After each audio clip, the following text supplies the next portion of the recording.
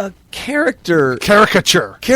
And you're looking at him, you're like, gosh, I can't believe this guy might. Democrats are going to swallow that pill and pull it. He looks like he looks like the kind of guy that probably still drives a 1988 Buick LeSabre. Yeah. Because he's like, I gotta show the people that. Oh, by the way, Shabbat, he still drives around in his 80s car. Nice. Because you gotta show the people. You gotta show the people that you're not living high on the hog. And he is. You're one of them. You're right. You're one of the people. And he looks like the type of person that would do that. And in fact, probably a smart car. But he's so old, though. He's like your typical old white guy. And I just don't see how they're going to buy it. No. Well, the majority of America won't buy it. If the Democrats buy it, that's fine. The majority. It will be, if they put Bernie Sanders against Trump, it will be a landslide. There's no question about it. The social justice warriors, the SJWs. You ever heard of them? Yeah. I don't see them really. Maybe certain sects of them would go after him and vote for him, but I don't see it being that big amongst them. Occupy Wall Street, they're going to love him. They're going to love him. Yes. The Black Lives Matter, they're going to be like, what the hell are you guys giving us to vote for? Right. Black Lives Matter is going to take one look at Bernie Sanders and be like, are you freaking kidding me? Are you kidding me? Are you kidding me? Right. Yeah. Okay, so as a result of this lead over Sanders, Hillary held an 18-point lead over Sanders at one time. Now it's down to 4. She holds a 4-point lead. It was 18. Wasn't there a moment during the summer where Bernie Sanders overtook her? No. Sure? Yeah, they're showing a timeline right here. Never? Because I remember them saying, we're going to have to stop talking about Hillary Clinton like she's the front runner. You don't remember that? Well, yeah, but that's because he launched from 10 all the way up to 33 and then hovered at 33 for a while, all the way up until December.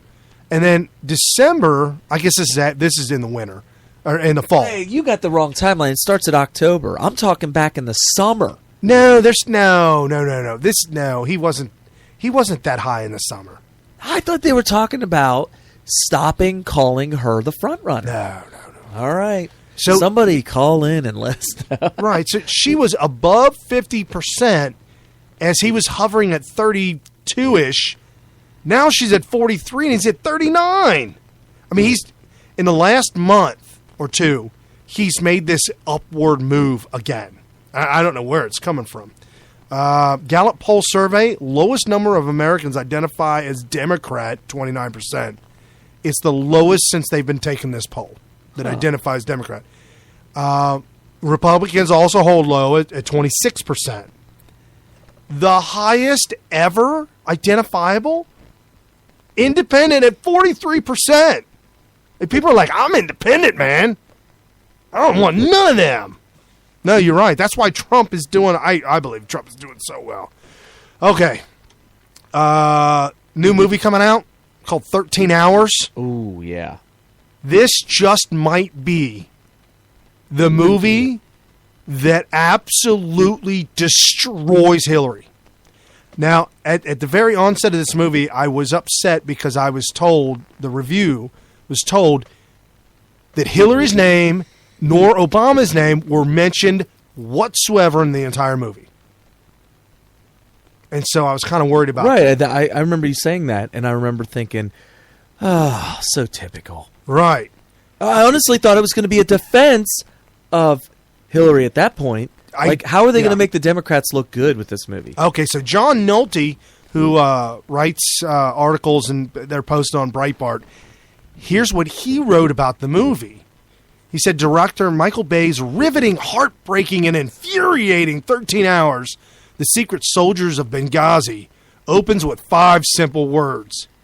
This is a true story. What it should have read was, this is a true story the media has covered up for years. Damn these people to hell. Let me start things off by pointing and laughing at George Clooney, Robert Redford, Meryl Streep, Tim Robbins, John Cusack, Leonardo DiCaprio, Paul Greengrass, Matt Damon, and Paul Higgis, all who made films critical of a sitting president foreign policy that ended up being not only box office catastrophes, but creative embarrassments. Completely forgettable, preachy, and just plain lousy movies no one would ever see again. Now, I have even worse news for them. Michael Bay, you know him, the guy who makes those Transformer movies, just made a critical film of a sitting president's foreign policy and knocked it out of the park. Let me just say and comfort you. The movie does not need to say Barack Hussein Obama or Hillary Rodham Clinton. After I read this whole synopsis of the movie, this whole piece that this guy wrote, which is phenomenal. You can find it on sickbias.com. It's like Alfred Hitchcock's movies. Did you ever see the knife stabbing that woman in the shower? And the knife going through her body? No, not Did at you all. ever see guts hanging out and limbs hanging out and stuff? No. He didn't need to do that. All he needed to do was lead you down that road, and your mind will take over and run wild. And that is exactly what happens in this movie. He said it was brilliant geniusness to make it completely non-political whatsoever. This is a non-political movie.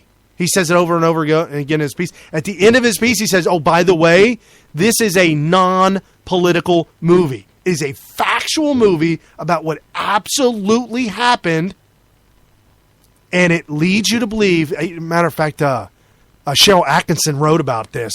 It says that that the entire thing, it leads you to believe, and that it's an absolute fact, that there's only one person in this world that called a stand-down order. You don't need to say the name because you know who he is. It's a done deal. This was all on Hillary's watch. This was all on Obama's watch. This was all they're doing. This is an American, feel good, if you will. America comes together. Somebody needs to do something about this injustice. That's this movie. Even the liberal talking heads in the media are saying, this ain't no good, people.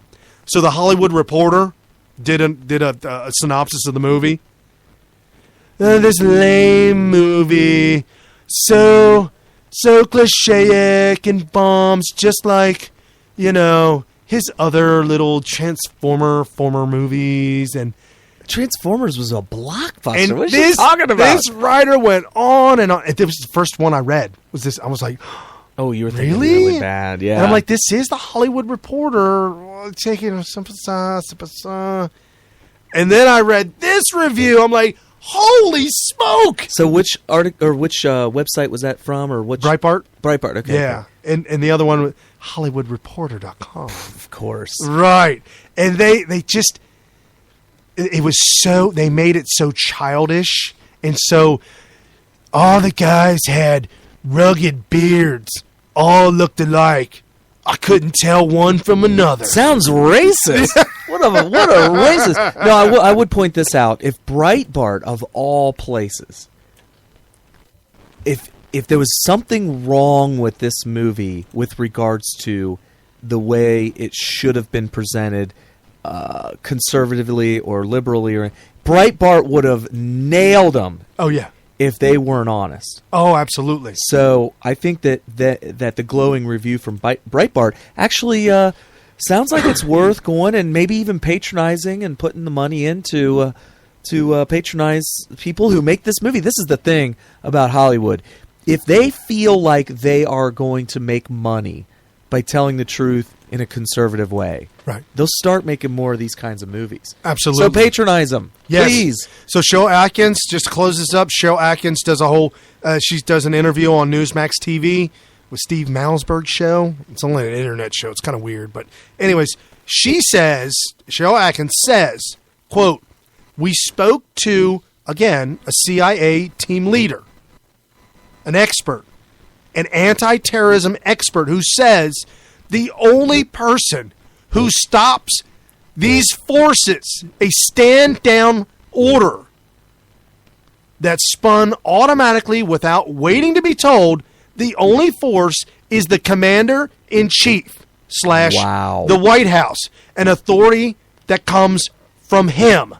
So this isn't even just something we can nail Hillary Clinton over. This is a Barack Obama thing. Absolutely.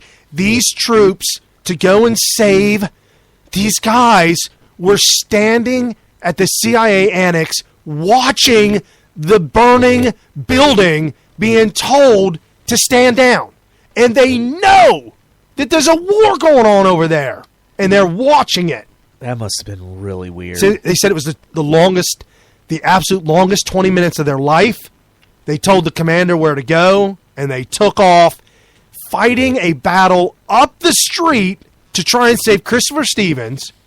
Finally got in there, fought a battle coming back out to get those people out. Although, and the Hollywood Reporter, the guy said, yeah, and Christopher Stevens, they show that he was in, the room was on fire, so he died of smoke inhalation or something, most likely.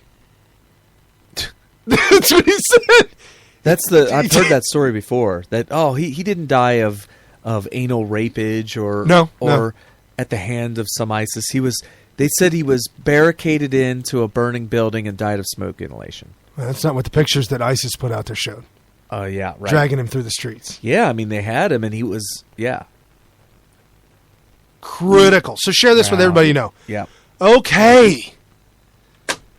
Obama gives the State of the Union address. Before the State of the Union address, this is his last chance to get angry at America, hate America some more, and just spew it. It's all about me. Love me, love me. Yeah. I'm a celebrity. Uh-huh. Hours before he goes on stage. 10 sailors in 2 different boats. Oh. How many hours before? Almost the whole day. Bad timing. Yeah. Oh, wow. So, 2 boats, 10 sailors total. One was a female. Apparently engine trouble. Started floating along, waiting for help. So that was true. I thought that that part of the story was fake.